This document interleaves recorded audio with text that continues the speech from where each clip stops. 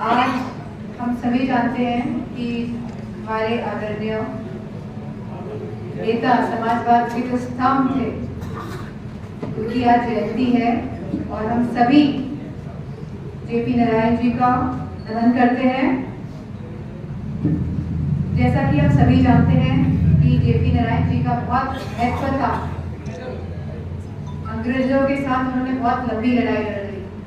उन्होंने अपनी जान की भी परवाह नहीं करी और क्विट इंडिया मूवमेंट यानी अंग्रेजों भारत छोड़ो में बढ़ चढ़ के हिस्सा लिया। और वो शुरू से ही क्रांतिकारी स्वभाव के थे। जहां अन्याय दिखता था वो खड़े हो जाते थे और वो सच्चे समाजवादी थे। और नेताजी के आदर्श भी जेपी नारायण सिंह जी थे। उन्होंने भ्रष्टाचार के खिलाफ लड़ाई लड़ी और उनकी सोच जो थी वह असली राष्ट्रवाद की सोच थी। और हम सबको उन्हीं के समाजवाद दिखाए हुए समाजवाद पे चलना है। और जिस तरह के क्रांतिकारी भाव उनके हृदय में थे उन्हीं भावनाओं के तहत हमें अपनी लड़ाई लड़नी है। समाजवादी पार्टी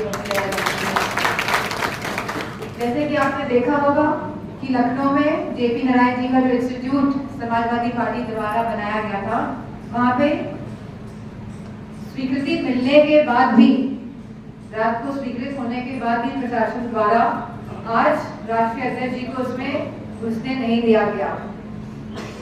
लेकिन क्रांतिकारी सोच रखने वाली समाजवादी पार्टी के समाजवादी नेताजी के साथ साथ आज अखिलेश यादव जी ने भी गेट जो बंद थे जिनमें गए और हमने अपने नेता जो समाजवादी सोच है, समाजवादी विचारधारा जिसमें हम अब चल रहे हैं उनको सम्मान दिया, जिसके वो हकदार है और जो मौजूदा सरकार नहीं देना चाहती है किसी को भी। और ये असली राष्ट्रवाद की बात ना करते हुए धर्म और जाति के नाम में बांटने की बात करते हैं।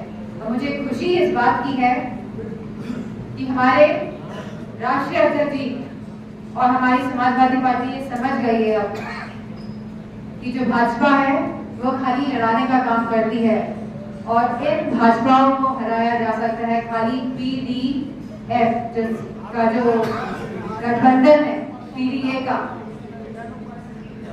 पिछड़ा, दलित और अल्पसंख्यक, इसी से ही समाजवादी को मजबूती मिलेगी और इसी से ही हम सब लोग न्याय को वापस उत्तर प्रदेश में और पूरे देश में स्थापित कर सकेंगे। इन्हीं शब्दों के साथ मैं आप सबका धन्यवाद करती हूँ और हमारे आदरणीय नेताजी जेपी नारायण जी को का भी हम सब मिलकर नमन करते हैं। हमारे देश के नेता कैसे थे और उनसे एक हमें इंस्पिरेशन मिले, उनसे युवाओं को एक इंस्पिरेशन मिले और जो हमारी नई पीढ़ी के लोग हैं वो जान पाए और उन्हीं के दिखाए हुए मार्ग पे चल पाए। भाजपा वाले नहीं चाहते हैं कि जो सच्चे क्रांतिकारी लोग थे, जो सच्चे राष्ट्रवादी लोग थे, जो सच्चे समाजवादी लोग थे, जिन्होंने देश के लिए लड़े और जो देश को सही दिशा दिलाना चाहते हैं, तो इस तरह की छोटी हरकतें कर एक बहुत ही निश्चित स्तरीय एग्जाम्पल दे रहे हैं। जहाँ पूरे देश में इंडिया ब्लॉक का गठबंधन है, वहीं उत्तर प्रदेश में पीडीए यानी पिछड़ा दलित का जो अलायंस है, मैं समझती हूँ भाजपा वाले असली तौर पे पीडीए अलायंस से बनाए हैं। सांसद जी, केंद्रीय मंत्री गिरिराज सिंह ने कहा है कि जब कांग्रेस सत्ता में थी तब उन्हें ओबीसी याद नहीं आया, अब ओबीसी याद आ रहा है। समाजवादी पार्टी की हमेशा से यह मजबूती के साथ डिमांड रही है कि कास्ट सेंसस होना चाहिए। आज हम महिलाओं को आरक्षण देने जा रहे हैं, लेकिन इसमें भी ओबीसी महिलाएं, माइनॉरिटीज़ की महिलाएं का हक और सम्मान और अधिकार की बात नहीं हो रही है। ये लोग नहीं चाह रहे हैं कि सब लोग, पूरा देश आगे बढ़े और सभी जाति के लोग, सभी धर्म के लोग आगे बढ़े। ये देश में बंटवारा करने की स्थिति पैदा करना चाह रहे हैं और देश की जनता को एक ऐसा वातावरण दे रहे हैं जहाँ पे लोग भय में जिए, जो काल्पनिक है, जो सच्चाई नहीं है।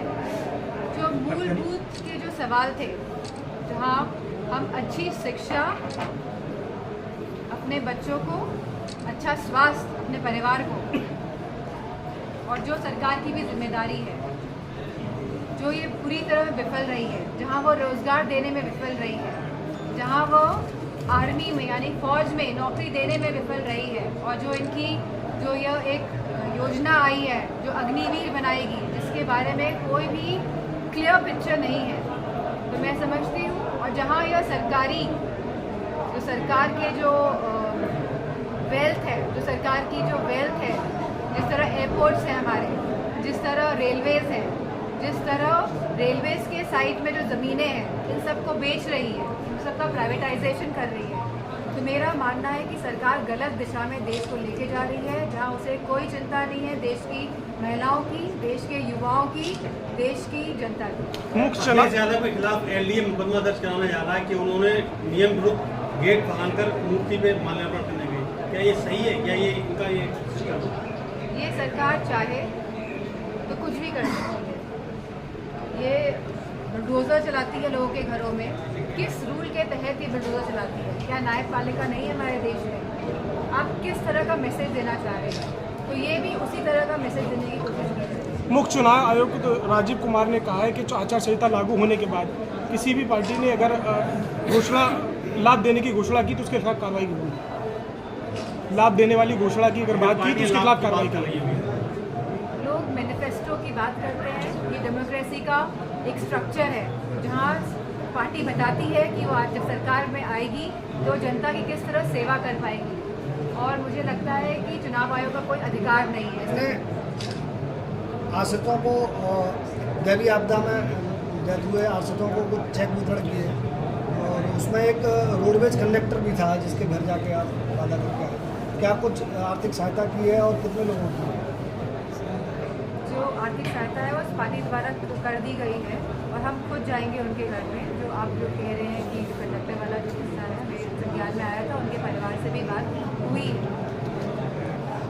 कल एसपी सिंह बघेल साहब कल मैनपुरी पहुंचे और करेल से चूंकि विधायकी का चुनाव भी लड़े हैं। उनका कहना है कि डालूपुर में अखिलेश जी पहुंचे, लेकिन सांसद मैनपुरी नहीं पहुंची। अब तक 3 लोगों की डेथ हुई है गाँव में, विधानसभा और लोकसभा। मैं काफ़ी जगह गई हूँ करेल में, और ये खुद ही एक टूरिस्ट की तरह आते हैं मैनपुरी में, और इस तरह की गलत धारणा और भावना के साथ आते हैं, क्योंकि इन्होंने कोई काम नहीं किया है, जनता की सेवा नहीं की है। जो इनका जो रिस्पॉन्सिबिलिटी है, जो इनका धर्म है कि जनता के बीच जाए, जनता के कष्टों का निवारण करें, जो इन्होंने नहीं किया है, तभी इस तरह की बातें करके जनता में गलत मैसेज। सांसद जी 2024 में आपके चुनाव की स्ट्रेटेजी क्या होगी?